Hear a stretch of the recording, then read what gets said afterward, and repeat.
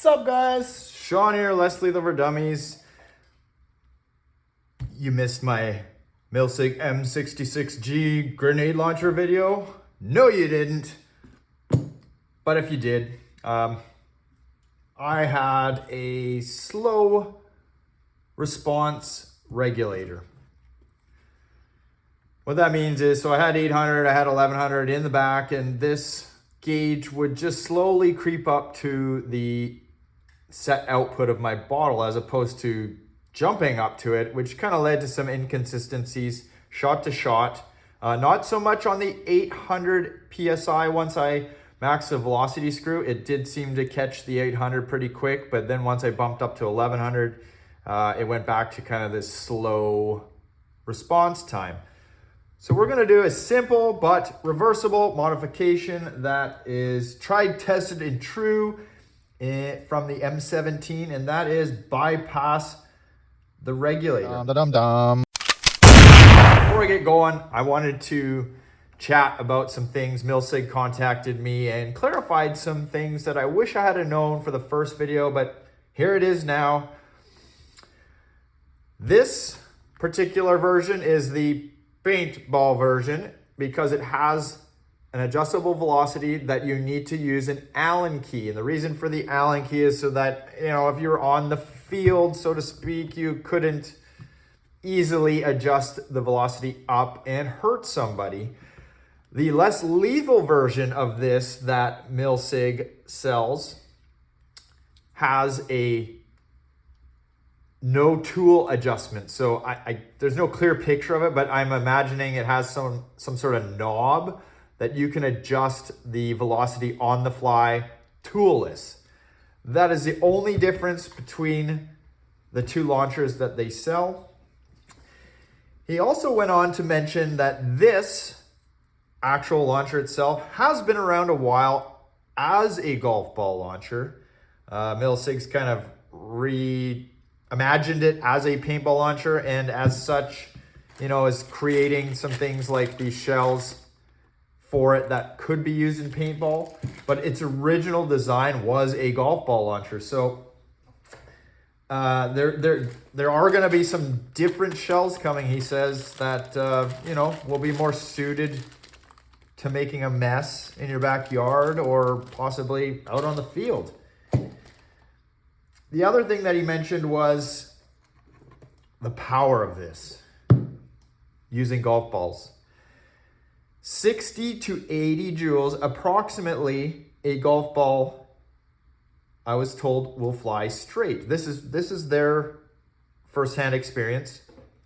Above 80, so you know, when we're pushing that 100 joules, 150 almost that you saw out of this, the ball's not necessarily going to fly straight. Now, I wish I could demonstrate that for you, but obviously you're going to need some space to do that, and I don't think me walking around the neighborhood or down to the golf course or the local school that's around here, that would probably be frowned upon. So I'm going to take Milsig's word for it.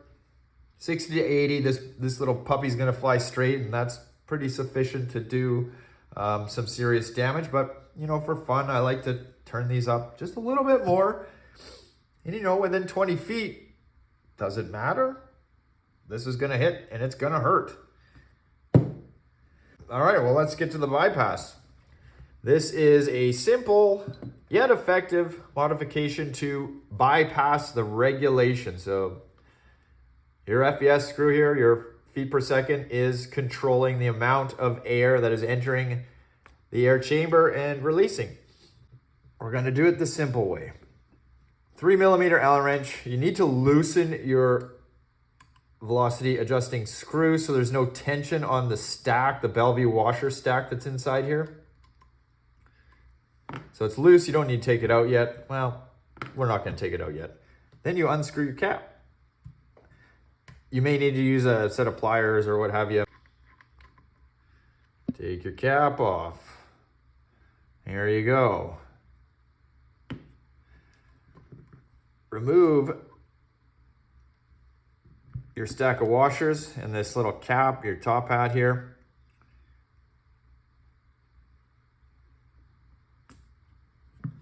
And you're going to see a piston in here. You kind of got to wiggle this guy out of here. Just pull up on it. Wiggle it, wiggle it, wiggle it.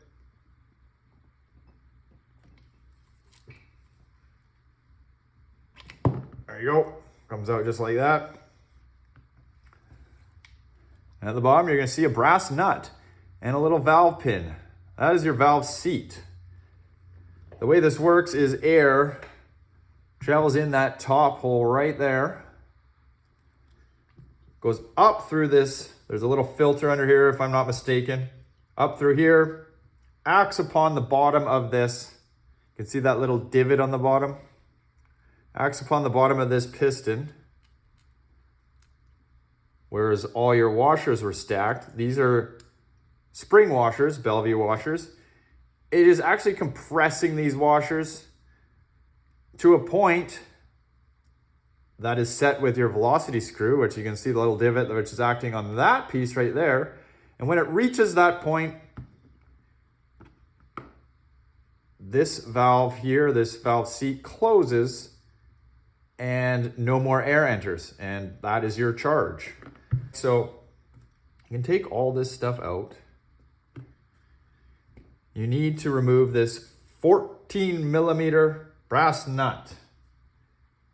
Thought I brought a socket. There we go. Lefty loosey.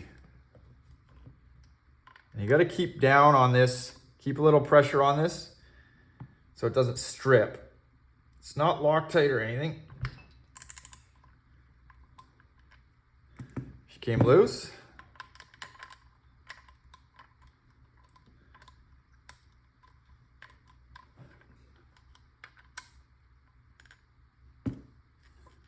See, it all kind of popped up in one shot there. What you're going to find in there is it was oriented like this. So there's a spring that's keeping the pressure on that pin.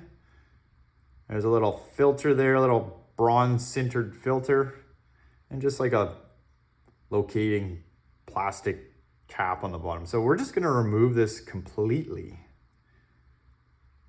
We don't need any of that.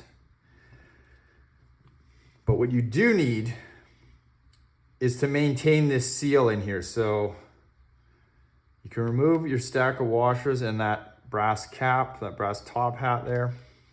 You know, it's been a while. I can't even remember the actually official name. You can see here, this cap will not go past, it's the same diameter as this velocity cap here. Or sorry, the piston is the same diameter as this velocity cap. It can't go any higher. So that's gonna be your max velocity. The way I do it is, probably should put a little bit of lube back on this.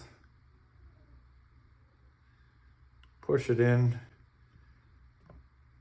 Just, you don't have to bottom it out, but you want enough room that you can start threading your cap.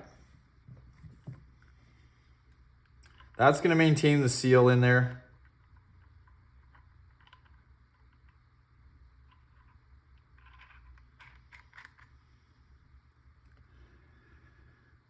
Tighten your cap back down here. Make sure, do not cross thread this thing. It is super easy to do. And if you do cross thread it, it is likely going to pop right out of there once you air this up and smack you right in the hand there. And it's gonna hurt like a bugger. You could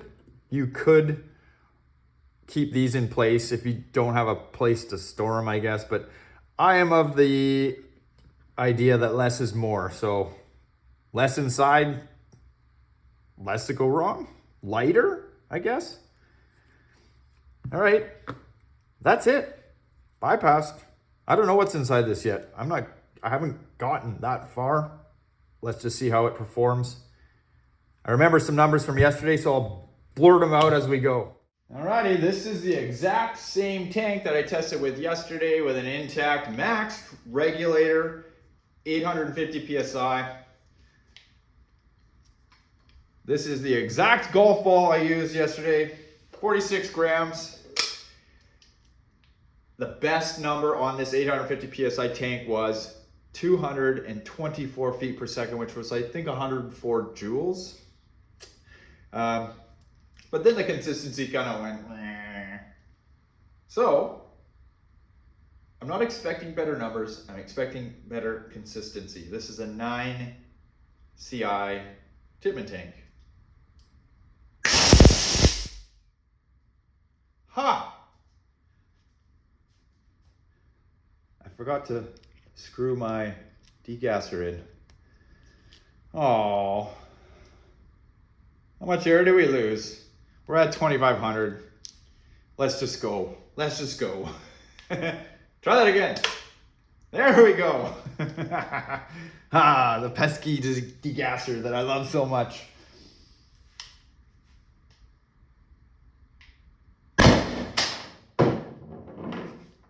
$214. That was about the speed of like the second shot yesterday. What I want to see is it hold that 214. $212.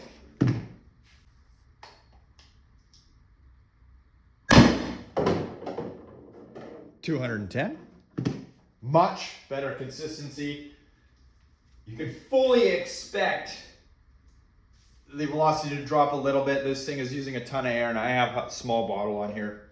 So it's relying 100% on bottle output pressure now.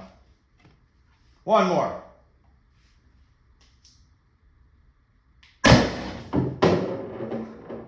$214. Boy, hey, that worked good. As I suspected, didn't get any better numbers. 1100 is next. Where is it? Someone asked me about shot count on this morning. So 13 CI is probably the most common. So my neighbors are gonna hate me, but I'm gonna shoot a whole 13 CI bottle. It's 1100 PSI. We'll see how many rounds we get, but here's what I didn't show you was the charge rate.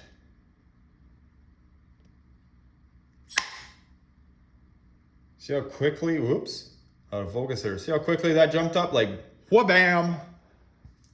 That's the difference between bypassed and non-bypassed. In this case, not a problem with the M17 or probably the T17 for that matter, because the volume of air it's filling is smaller. And you know, probably maybe if I used a bigger bottle, even the regulator issue wouldn't show itself so strongly, but in this case, it did, and we're bypassed now.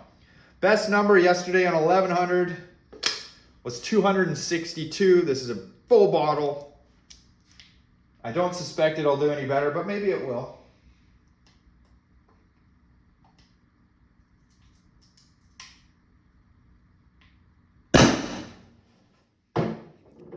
$258, about the same. Bypass or not, no difference.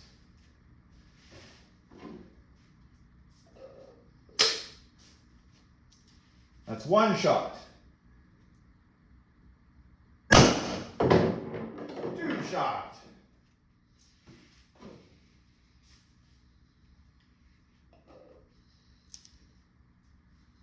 Number 3.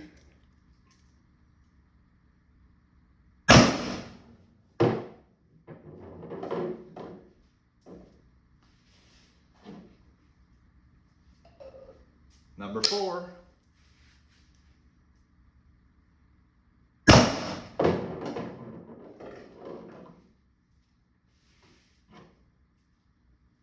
Number 5. We'll chrono this one.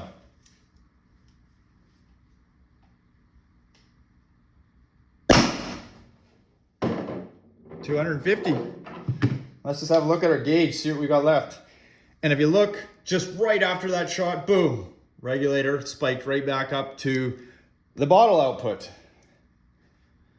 We are at, let me look at this first before I show you guys. We're about 1900. We'll just call it 2000. So 5 shots used 1,000 PSI.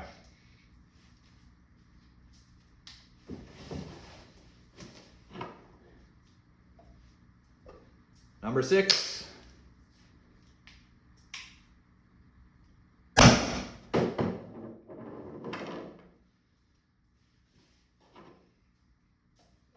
Number 7.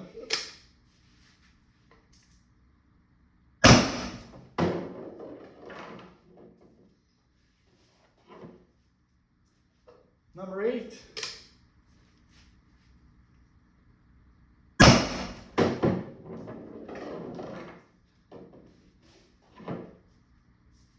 Number 9. My trap is taking a pounding.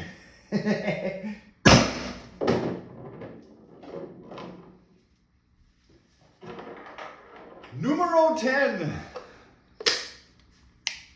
What are we at? Bottle pressure is at about 1100. Output is 1100. This is going to be the last shot before there's going to be start seeing a substantial drop. So let's chrono number 10.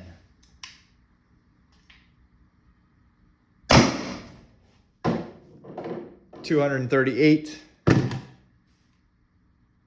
And you can see now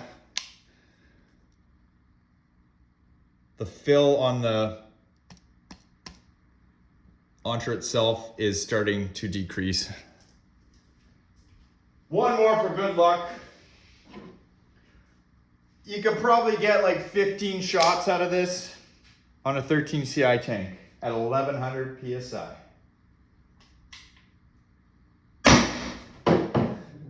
I mean, it's still 100 joules, and now we're reading 800 PSI remaining.